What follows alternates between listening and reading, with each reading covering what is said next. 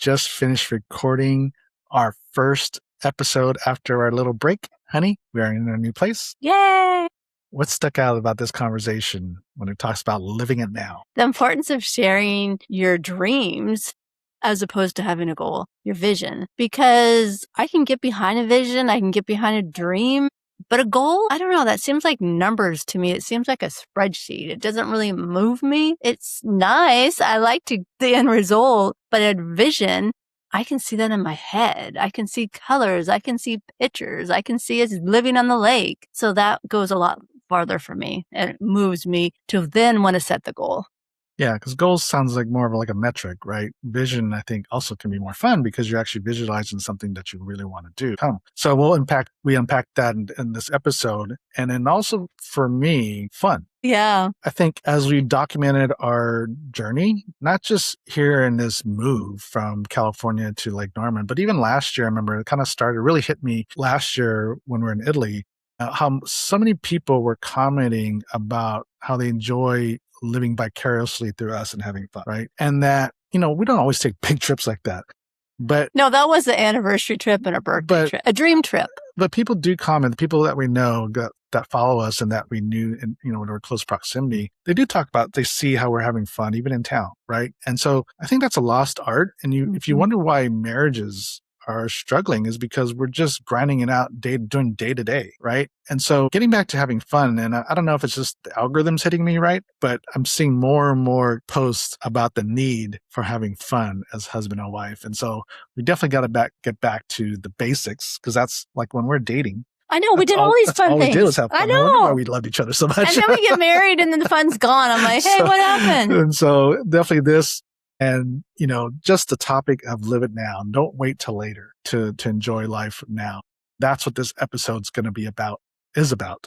And so let's get right to it. Thriving in Tandem. It's a podcast for you, the married entrepreneur that wants to win in business and marriage at the same time. Welcome to Thriving in Tandem. Hey, Thriving in Tandem family. Hi, you guys. Welcome back.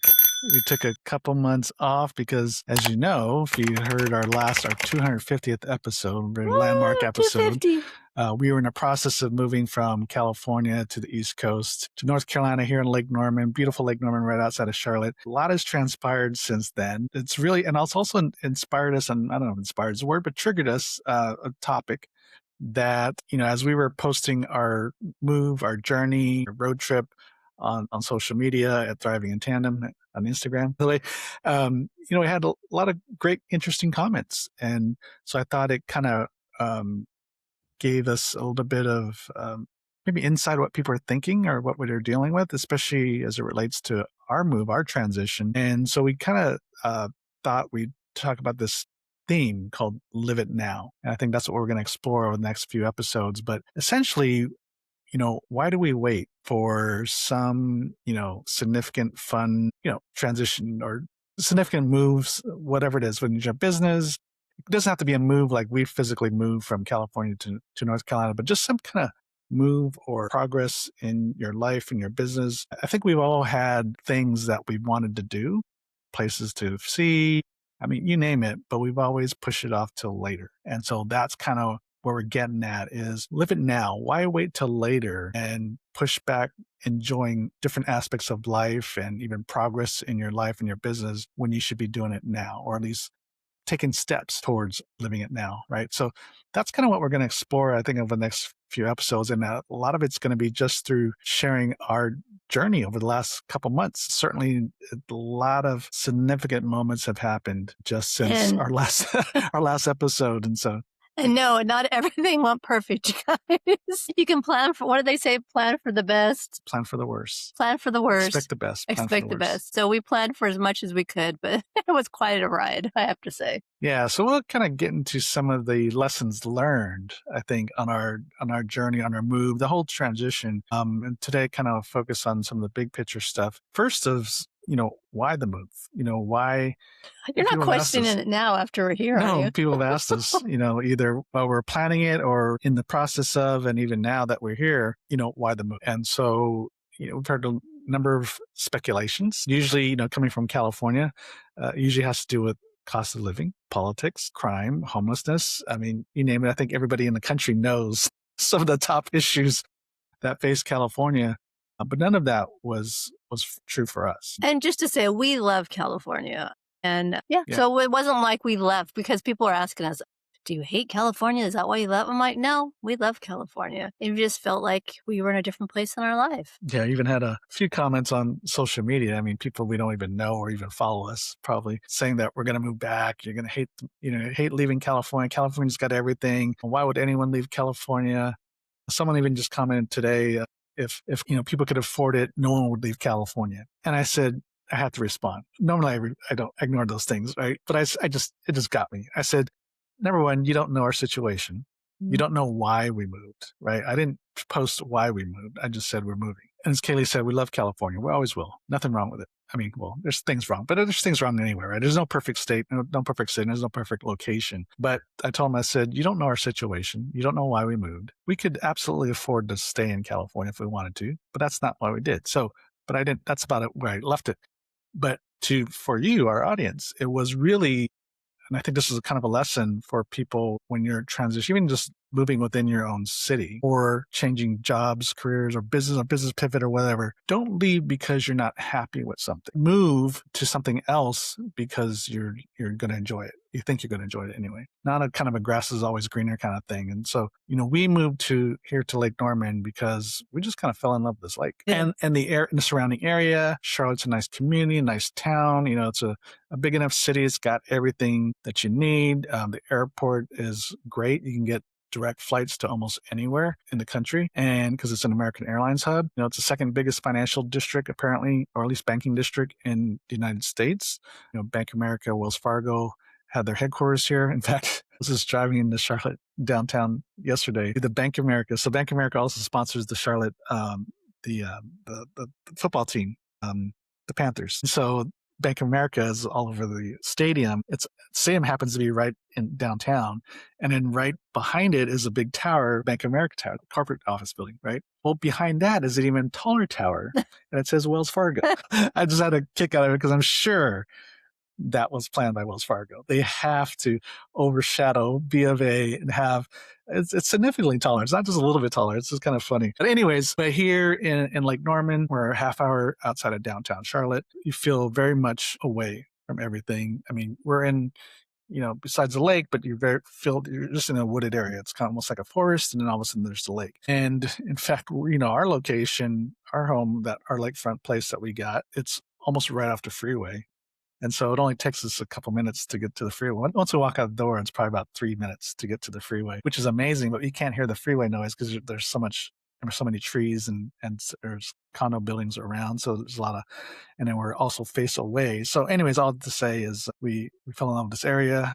This area here in Davidson, California, or North Carolina, is a small college town. If you're a basketball fan, this is where Steph Curry played. In fact, we're right off the Steph Curry interchange. And then one exit north or south of us is, Mooresville and Cornelius, which has everything that we need. And of course, if we really want more stimulation, we can go into the city, right? It had a lot to offer. And also just fell in love with the lake and the area. And we just thought, hey, let's give it a go. We didn't just do it right, immediately. We found this place in 2021 and we visited once a year. And then decided to, last year in March, we got an Airbnb on the lake and stayed there for a month. And now we decided to give it a go for a year. And we prayed about it. We've been praying about it for quite a while. And we felt like the Lord wanted us to move. Yeah. And the big thing too, I wait till later. I think a move like this, a location like this, I think a lot of people would call it like a retirement move. It's people ask, is this a retirement move? And I was like, how old do you think we are? I'm not that old, but no, we want to move because we like the area. And why wait till later? Well, because I think people are used to people moving or doing something that they dream of at retirement age. In fact, I didn't realize, but the community kind of we moved into feels like a retirement community because I'd say definitely majority of the people here are in that retirement age. I mean, I know people are still working, but there's also a significant amount of them that are retired, including your friends you visit at the pool. Oh, I have quite a few girlfriends I met at the pool. And a lot of them, this is their second home here. And so, so it's an interesting dynamic. But yeah, no, this wasn't a retirement move. This wasn't a cost issue. It wasn't political issue and all that kind of stuff. It was just really we liked the area. We spent some time over the years here to kind of get to know and, to try and not be just like a tourist, right? And so we decided, hey, let's give it a go. And if all goes well, then we'll just, we'll buy a place and then we'll sell our place back home. In the meantime, we've rented our place in California while we rent here until we kind of, find a place that we want to. Well, my dream, or maybe I should say our dream, was we always wanted to live on the water. So we thought, why put it off? Yeah. So the big takeaway is, we're doing it because why wait till later? And too many times, like I said earlier, we wait to make some significant changes in our life until either, we're more financially secure, kids are grown up. I mean, there's a whole gamut of reasons. I mean, just think for yourself, right? Think of one thing that you've been wanting to do. It's kind of a dream, but you've been putting off to later. And what are the reasons why we're putting off to later, right? What are our excuses? And some of it can be legitimate, right? I mean, maybe I know we talked to some friends that are taking care of aging parents, that kind of thing. And so I get that, right? But at the same time, what can you do to be a little bit more intentional about making that move? Mm-hmm. Like what kind of baby steps can you take? Right. Because we found this place in 2021, but we didn't just say, oh, let's go, right? Like a lot of friends we've known in California. In fact, when we stopped in Dallas, we met up with friends that we were part of the local chamber back in Pasadena with, and they had really moved almost sight unseen. I think they'd spent maybe, what was it, 4 days or something, or 3 days? Yeah, if that. And the husband was just ready to move, right? And we know somebody else just met a couple from San Diego that moved out to the Lake Norman area, and they spent a total of 4 hours here and did decide to move. And so we didn't do that. Yeah. Right. I think that's a little. Our risk tolerance is not that high. Yeah, that's a little too brash. So we took our time, got to know the area. So our baby step was just go visit, right? Let's really get to know the Lake Norman area a little bit more than just one visit. And then, of course, that next bigger baby step was spending the month here. Yeah, because we came here. The first time we came here was with your client. He was driving the NASCAR, so we came to watch him. And then his parents had rented Airbnb. We stayed with them on Lake Norman. That's when we fell in love with it. We came out for our book tour. What other times did we come out before? Besides, we were staying here for a month in March. Oh, yeah, we've been out here 2021, 25. So we've been out here 3 times, basically. Yeah, 3 times. And maybe 4. Anyways, regardless, we've been out here a number of times and spent the whole month here last year to really get a feel for the place. And so that was the baby steps, right?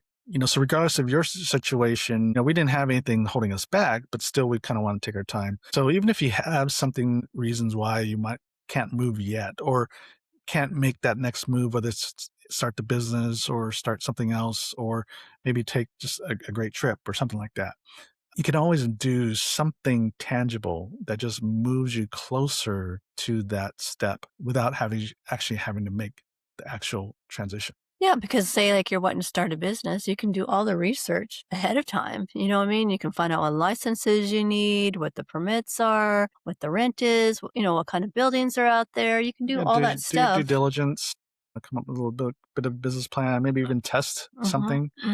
Right. And so there's always something you can do at a small level just to move you closer to that big transition. Do you need to take a class to learn something or get a license? Yeah. And especially when it comes to like having fun, whereas a lot of times people are thinking about like it's retirement. Let's put the retirement thing. We're going to have fun, right? When we retire. When we retire, we'll travel more. We'll play pickleball more. We'll do, you name it, right? Sometimes that later never happens. And we've seen friends where their health goes. I lost my first wife at 35.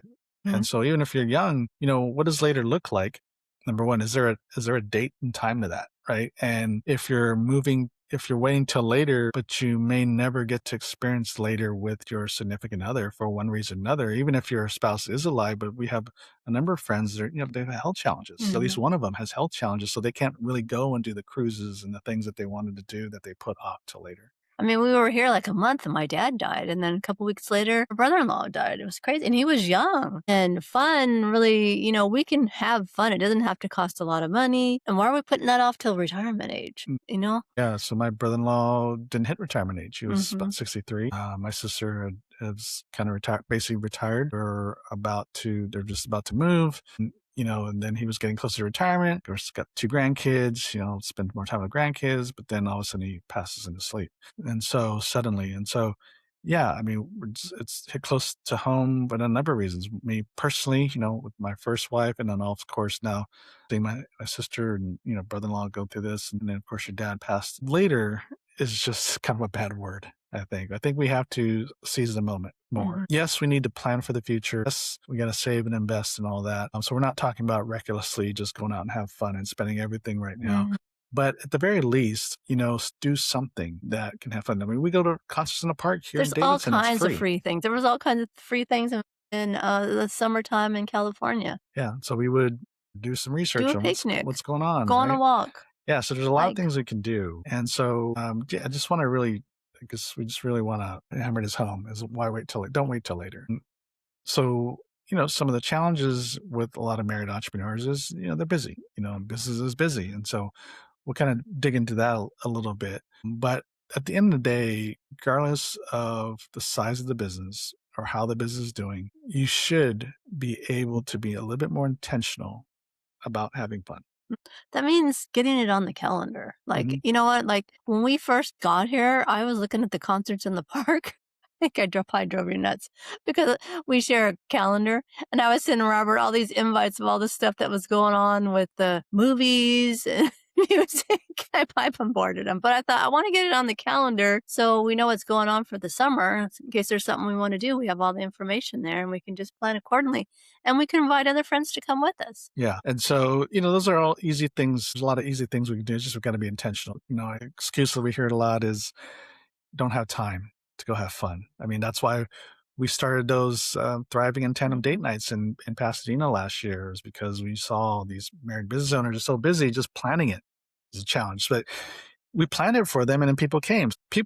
You can make the time if you really want to go do it. And so we certainly saw that in our community back in Pasadena, and we're going to obviously do that here too. In fact, we met some new friends, which you're going to hear in a couple episodes, Summer and Mike Yarborough, and they have a local business here in the Charlotte area. Interesting enough. In fact, they reached out to us. I think their assistant reached out to me earlier in the year to have them on our podcast. And normally I rarely take any pitches, but this one intrigued me because one, they were here in the Charlotte area. So I thought, hey, we might make some friends. And they had a traditional business. They have a ring business they sell, and they also make custom engagement and wedding bands and all that, wedding rings. And so anyways, they had a kind of a legitimate, kind of brick and mortar business and husband and wife team. And so it seemed to align. And so, so we initially scheduled them to be on our podcast, but there's some health challenges that they had to postpone. So, as we're not going to be able to record till after the move anyway. So I said, hey, when we get into town, let's meet up. When we got here to Lake Norman, we met up for them for lunch I think that very first weekend it might have been. And just kind of hit it off. And then we told them about our date night events that we used to do back in Pasadena. And she's like, oh, I'd love that. It's like, yeah, I'll help you, give some ideas of what to do around here. Because that's the challenge for us right now is what do you do? I mean, I know there's a lot to do, but I'm sure there's a lot more than we know. We just, we've only been here 6 weeks. But anyways, people light up, couples light up because they want to do stuff. But, you get so much in the grind of day to day that it's just easy to postpone date night.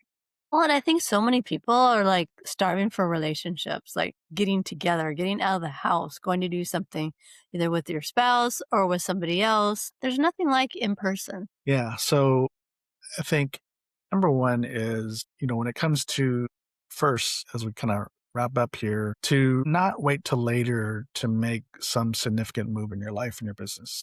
Number one is set the vision. What do you want your life, your business to look like? I mean, imagine it. So I kind of did a post this morning about vision, and vision is not the same as goals. A lot of times when people are trying to establish their vision, they're really setting goals. There's too much detail. But the vision is literally like what you're imagining. In your mind, close your eyes. It's a nice, peaceful place. Close your eyes and just imagine what you want your life and your business and your marriage to look like.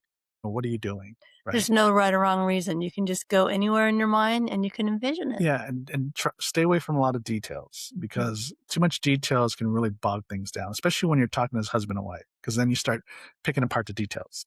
So like when we came up with the vision of living on the lake, we didn't talk about which lake, because I'm sure if I maybe you named Lake Norman, or not Lake Norman, but Lake Arrowhead, which is about an hour and a half outside of Pasadena. I could have told you all the reasons why we can't live there. So we kept it generic and said we'd love to live on the lake. And we actually didn't talk about it for a few years until we got here. When we visited here, and then I was like, hey, this is nice. So I was like, huh, maybe. And that's when the conversation got a little bit more deeper, and we started to explore it a little bit more. And then, so basically the vision, keep it generic or general enough so you don't get bogged down in the details, especially as you're discussing it with husband and wife. Because you don't need all the answers. Yeah, and let it flesh out over time.